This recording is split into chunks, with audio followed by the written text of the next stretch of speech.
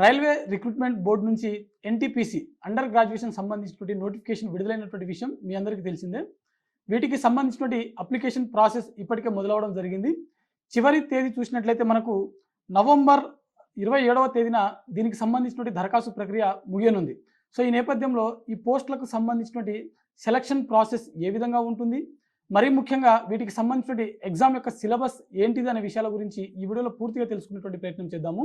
ముందుగా ఈ వీడియోని చూస్తున్నటువంటి ప్రతి ఒక్కరూ కూడా ఈ వీడియోని తప్పకుండా లైక్ చేయండి.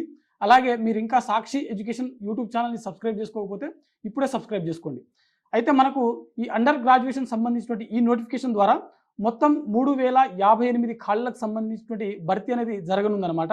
ఇందులో ఒకసారి ఖాళీలు ఏంటి అనేది ఒకసారి చూసినట్లయితే కమర్షియల్ కమ్ టికెట్ క్లర్క్ సంబంధించిన పోస్టులు దీంట్లో 2424 పోస్టులు అయితే దీంట్లో ఉన్నాయి.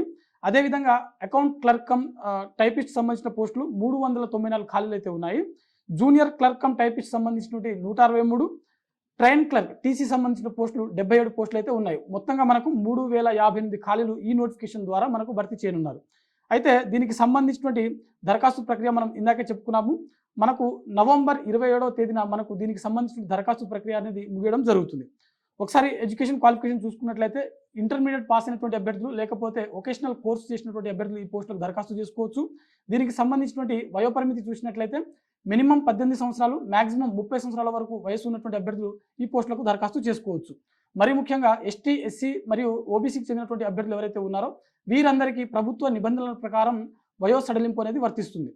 అయితే మనకు ఈ పోస్టులకు సంబంధించినటువంటి ఎంపిక ప్రక్రియ చూసినట్లయితే మొత్తం మనకు ఫస్ట్ మనకు ప్రిలిమినరీ టెస్ట్ అనేది నిర్వహిస్తారు. అది కూడా సిబిటి అంటే కంప్యూటర్ బేస్డ్ ద్వారానే మనకు నిర్వహించడం జరుగుతుంది. ఎవరైతే ఈ ఫస్ట్ టెస్ట్ అంటే ఈ ప్రిలిమినరీ టెస్ట్ క్వాలిఫై అవుతారో వీరిని మనకు మెయిన్స్ ఎగ్జామ్కి అనేది ఇన్వైట్ చేయడం జరుగుతుంది. మెయిన్స్లో వచ్చినటువంటి మార్కుల ఆధారంగా మనకు మెరిట్ జాబితా అనేది తయారు చేయడం జరుగుతుంది. అయితే ఇక్కడ అభ్యర్థులు గమనించవలసినటువంటి విషయం ఏంటంటే మెయిన్స్లో క్వాలిఫై అయినటువంటి అంటే మెయిన్స్ ఎగ్జామ్లో క్వాలిఫై అయినటువంటి ప్రతి ఒక్క అభ్యర్థికి ఉద్యోగం అనేది రాదు.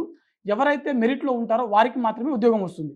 అయితే ఈ మెరిట్ జాబితా విడుదల చేసిన తర్వాత ఎవరైతే ఈ జాబితాలో ఉన్నటువంటి అభ్యర్థులు ఎవరైతే ఉంటారో వీరిని డాక్యుమెంట్ వెరిఫికేషన్కి పిలవడం జరుగుతుంది. ఆ తర్వాత మెడికల్ స్టాండర్డ్ టెస్ట్ అనేది నిర్వహించడం జరుగుతుంది. ఆ తర్వాతనే మనకు అపాయింట్మెంట్ ఆర్డర్స్ అనేది ఇవ్వడం జరుగుతుంది.